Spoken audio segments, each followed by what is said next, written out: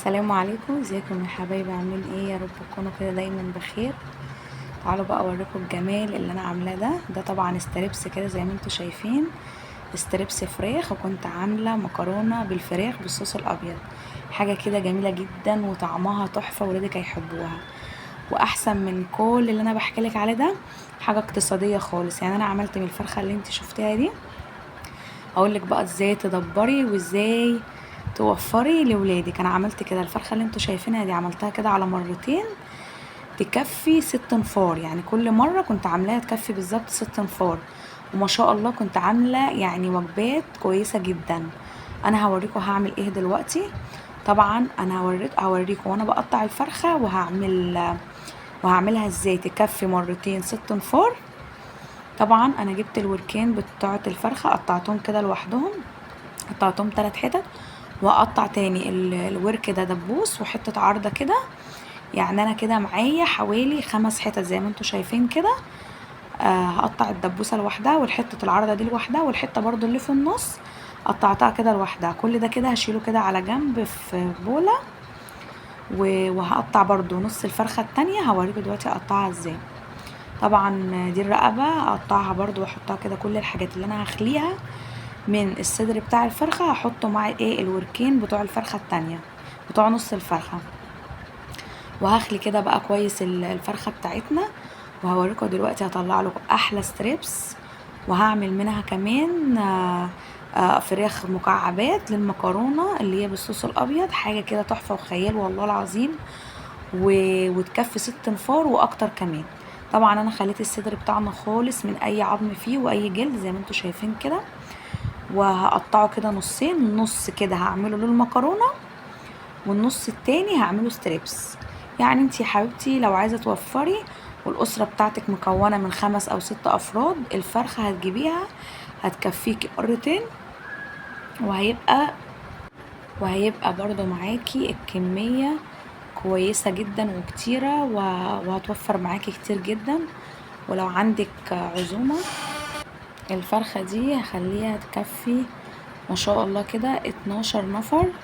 هتعملي صينية بطاطس بالفراخ، وهتعملي مكرونة بشاميل بالفراخ، وهتعملي ستريبس. يعني بصي هتوفر معاكي جامد جدا بالطريقة اللي انا وريتها لك. طبعا انا قطعت نص من الصدر بتاع الفرخة، قطعته بالطول كده شرايح عشان ده هعمله ستريبس. والنص التاني همسكه بقى اقطعه كده مكعبات، وهعمله طبعا للمكرونه بتاعتنا اللي هي بالصوص الابيض. وده كده طبعا بقيت الفرخه بتاعنا ما شاء الله زي ما انتوا شايفين كده، انا شلتها في الفريزر هعملها مره تاني.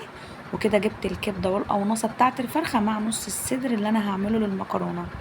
هقطع بقى كده الفراخ بتاعتنا مكعبات زي ما انتوا شايفين. النص بتاع الفرخه التاني قطعته مكعبات مع الكبده والقونصه، وده قطعته شرايح زي ما انتوا شايفين كده هعمله ستريبس. حطيت عليه نص كوبايه زبادي، وهحط عليه شوية توم بودر وبصل بودر وشوية بابريكا وفلفل اسود وشوية كركم. حطيت كل ده كده مع نص علبة زبادي، وهنقعه كده فيها، وهسيبها بقى ايه في التلاجة مدة ساعتين 3 لغاية اما اطلعه واقلي بقى في الزيت. وحطيت بقية التوابل بتاعتنا، تبلت برضو بيها ايه الفراخ اللي انا هعملها للمكرونة. مش عايزه اقول لكم بجد والله يوفر معاكم جدا، جربوها وهتدعولي، ولادكم هيحبوها جدا يعني. بس طبعا معظم الاولاد لما انت بتجيبي الفراخ وتسلقيها كلها على بعضها، ما بيحبوش اللحمه بتاعه صدر الفرخ علشان بتبقى جامده شويه، وما بيرضوش اصلا ياكلوها. فطبعا لو انت عملتيها بالطريقه دي هياكلوها ويحبوها جدا و... وهتبقى تحفه وهيحبوها على طول. هيقولك يا ماما، ويطلبوها منك ان انت تعمليها. طبعا جبت صينيه كده زي ما انت شايفه، حطيت فيها شويه زيت، ونزلت طبعا كنت متبله الفراخ بتاعتنا واديتها صدمه كده. نزلت بالفراخ بتاعتنا بقى، كنت مقطعاها مكعبات ومعاها القونصه والكبده بتاعه الفرخه. حطيت طبعا كده الفراخ في الصينيه، وهديها بقى تشويحه حلوه كده.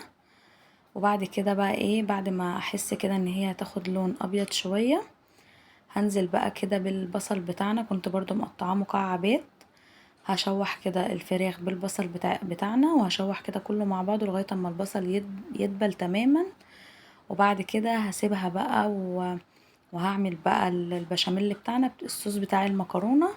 ولو عايزة تحطي فلفل براحتك حطي، مش عايزة تحطي يعني حسب الرغبة. انا كنت حاطة قرنين فلفل كده بس مش حراقين عشان خاطر الاولاد يعني وكده.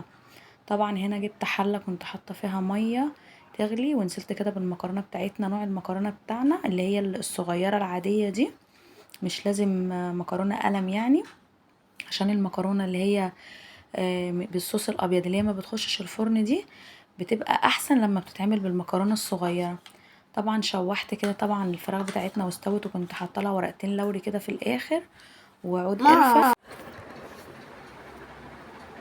خلاص كده اتأكدت ان الفراخ استوت معايا وبقت كويسة جدا زي ما انت شايفة كده، والمكرونة برضو اتسلقت، طفيت عليها وسبتها في شوية في المية وهصفيها بقى كده على جنب. وجبت الحلة بقى بتاعتنا اللي انا كنت سلقة فيها المكرونة، بعد ما صفيتها احط فيها كده شوية زيت حلوين ومعلقة زبدة حلوة، اهم حاجة الزبدة في الوصفة بتاعتنا دي. وجبت كيلو كده من اللبن وحطيت في كيس بشاميل، حطيت في كيس بودرة بشاميل بطعم الجبنة. ده براحتك، لو انت عايزة ما تعمليش الخطوة دي عادي براحتك، هتحطي اللبن كده على طول. بس انا حبيت يعني احط الكيس ده عشان يبقى فيه طعم الجبنة. ونزلت طبعا بالدقيق بتاعنا بعد ما السمنة ساحت خالص مع الزيت، نزلت كده بالدقيق زي ما انتوا شايفين كده. انا حطيت الدقيق قليل خالص، انا مش عايزه يبقى عامل زي العجينه، انا عايزاه سايل كده زي ما انت شايفه. ونزلت طبعا بكيلو اللبن، وهزود برضو شويه ميه صغيرين. وهفضل بقى واحط طبعا التوابل بتاعتنا اللي هي فلفل اسود وكمون وشويه بصل بودر وتوم بودر، وحطيت شويه كركم وشويه كاري وشويه بابريكا. وهقلب بقى كل ده كده مع بعض، وطبعا ما تنسيش الملح. هقلب بقى كل كده مع بعض، وهفضل اقلب فيها كده لغايه اما تتخن. انا مش عايزاها تتخن جامد، انا عايزاها بس تديني القوام السايل سنه ده. طبعا انا مش هعملها بشاميل في الفرن، انا هعمل مكرونه بالصوص، هحط المكرونه على البشاميل على الفراخ بس، مش هدخل فرن ولا اي حاجه. ولو عايزه تحطي اي نوع انواع جبنه انتي عندك ممكن تحطيها عادي، انا ما كانش طبعا عندي جبنه، كان عندي طعم الجبنه اللي انا حطيته وريته لكم ده. مش عايزه تحطي جبنه خالص براحتك يعني. انا حطيت طبعا كده المكرونه بتاعتي بعد ما سلقتها وصفتها كويس جدا، حطيتها كده على البشاميل. مش عايزه اقول لك والله والله والله اللي هيعمل الوصفه دي تحفه وطعمها جميل جدا، وولادك هيحبوها وسريعه مش هتاخد معاكي وقت، ولا هتقعدي بقى تحطي في الفرن وتستني لما تبرد والكلام ده وتقطعيها بصي هي كده جميله جدا. هتعمليها بالفراخ هتعمليها باللحمه، بس هي تحفه بالفراخ. طبعا حطيت كده طبعا الفراخ بتاعتنا اللي انا كنت معصجاها بالبصل وكان معاها طبعا كبده وقوانص. قلبت كده كله مع بعض، مش عايزه اقول لكم طعمها في حته تانية بجد والله، طعمها في حته تانية. كده انا عملت المكرونه بتاعتنا. هنعمل بقى الاستريبس بتاعنا.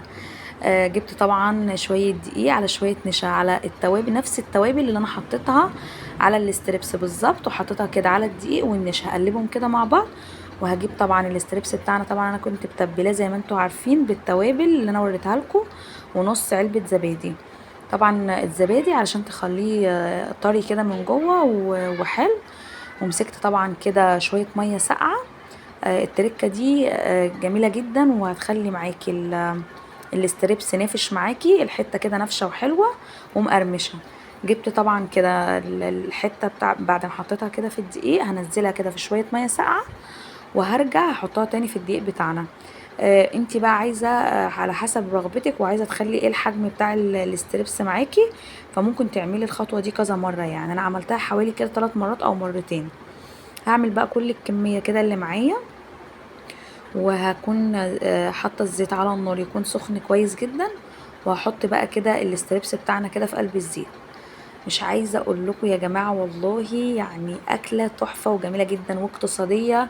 يعني انتي من فرخه واحده حوالي والله وزن الفرخه كده بالظبط مش مكمل 3 كيلو. عملت كل الكميه اللي انتوا شايفينها دي، طبعا كان نص كميه الاستريبس اللي انا عاملاه، وطبق المكرونه كده زي ما انتوا شايفين برضو بالفراخ. فاكله جميله جدا ولادك هيحبوها. ومش عايزاكم بقى ايه تقولوا لي ايه رايكم في التعليقات. وما تنسوش اسم القناه بتاعتي اسمها ام العيال في البيت بيتي، وبالله عليكم ما تنسوش اللايك. وقبل اي حاجه صلوا بينا على النبي واذكروا الله، والسلام عليكم ورحمه الله وبركاته.